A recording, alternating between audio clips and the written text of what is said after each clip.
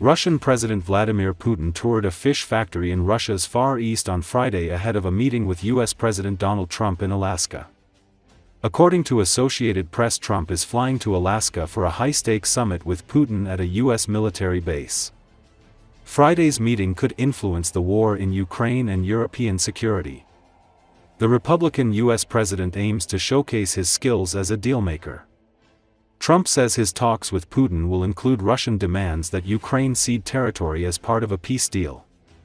For Putin, the meeting is a chance to negotiate terms that favor Russia. The summit excludes Ukrainian President Volodymyr Zelenskyy, which could undermine Ukraine's interests. Trump has expressed hopes for a broader peace deal, but success is uncertain. The meeting's outcome could have significant implications for international relations and U.S. diplomacy.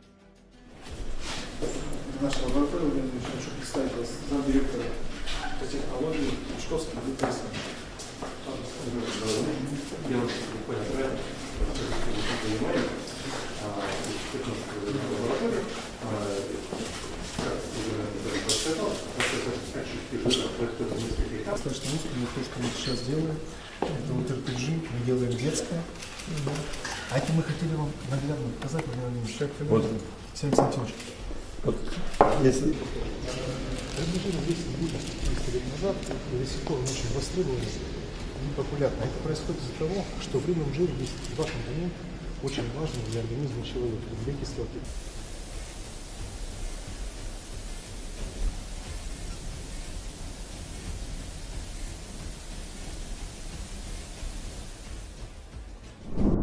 President Donald Trump says his meeting in Alaska with Russian President Vladimir Putin will be a big meeting and is going to be a good meeting, but that the more important meeting is the second meeting we're having with Putin and Zelensky. In comments to reporters in the Oval Office, the president suggested he may even bring in European leaders for the second discussion after meeting with Putin. Trump said he believes that both Putin and Zelensky want to make peace.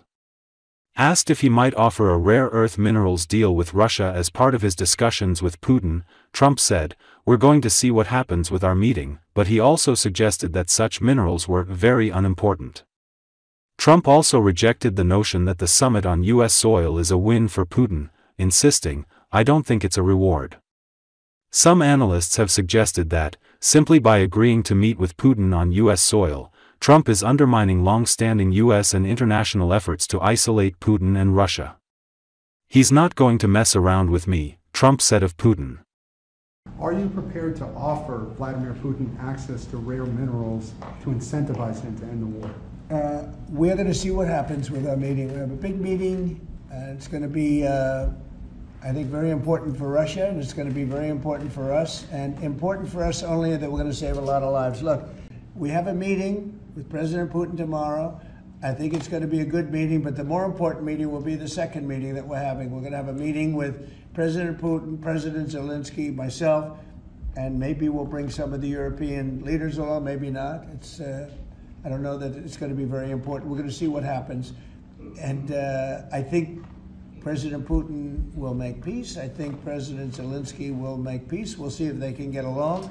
And if they can, it'll be great. You know, I've solved 6 wars in the last 6 months, a little more than 6 months now, and I'm very proud of it. I thought the easiest one would be this one. It's actually the most difficult. Mr. President, go ahead, please. Mr. President, thank you. Do you think this summit and the incentives for peace you are putting on the table could end up rewarding Putin for his invasion of Ukraine? And what kind of signal do you think that could potentially send to other aggressors? No, I don't think it's a reward. I think that what we have is a situation that should never have started, should have never started. It didn't start under me, and for 4 years it wasn't even discussed. And I could see it was going to happen after I left. I could see what was happening. Everything that we did was wrong. Everything that was done was wrong. Everybody's to blame. Putin's to blame. They're all to blame. This is a war that would have never happened. The other question is, does Putin have a strong hand tomorrow? Well, he came to our country, and I heard CNN fake news talking about that was a big win for him. Normally, you would say the opposite, but they said, oh, it's a big win that he came here. Normally, we would say the opposite, he came here.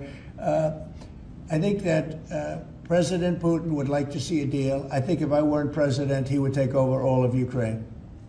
It's a war that should have never happened. If I weren't president, in my opinion, he would much rather take over all of Ukraine. But I am president, and he's not going to mess around with me. Mr. President, on Russia, Mr. President, would you support or agree to reducing NATO troops in Europe, in countries like Poland, in order to get Russia to agree to a peace deal?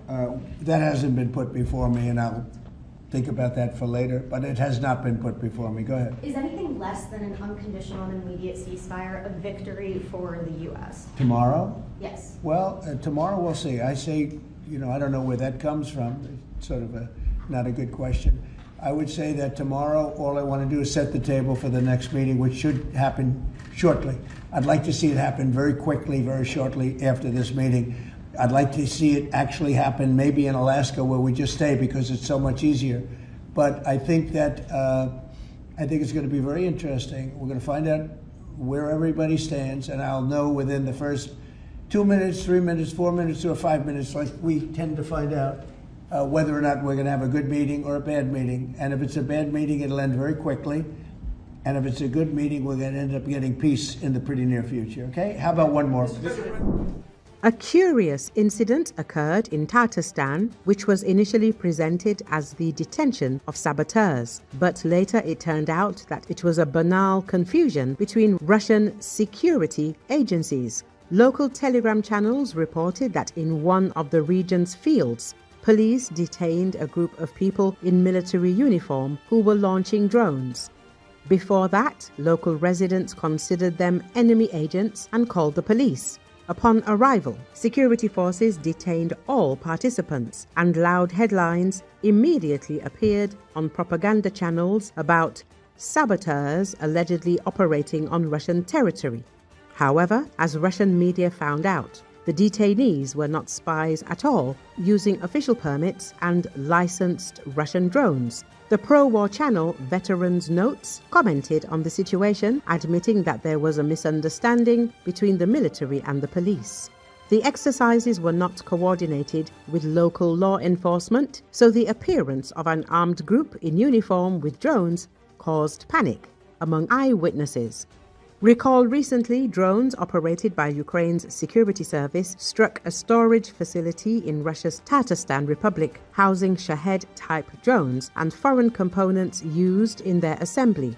This is not Ukraine's first strike on Tatarstan since the beginning of the full-scale war in 2022, as the region's Alabuga Special Economic Zone is home to a facility that manufactures Shahed-type long-range attack drones and other reconnaissance unmanned aerial vehicles.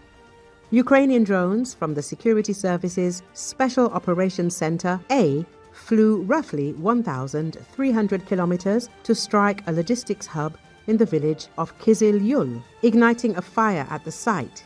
The Ukraine's Security Service statement read, "The Security Service of Ukraine continues its systematic efforts to demilitarize Russian military facilities deep inside enemy territory. Storage sites for Shahed drones, which the enemy uses to terrorize Ukraine every night, are among our legitimate military targets," the SBU said. Furthermore, Tatarstan was subjected to a massive drone attack from Ukraine on August the 12th, according to the regional government's press service. This latest attack from Ukraine is in line with Kiev's strategy of using drones to attack targets deep inside Russian territory, targeting energy infrastructure and military facilities.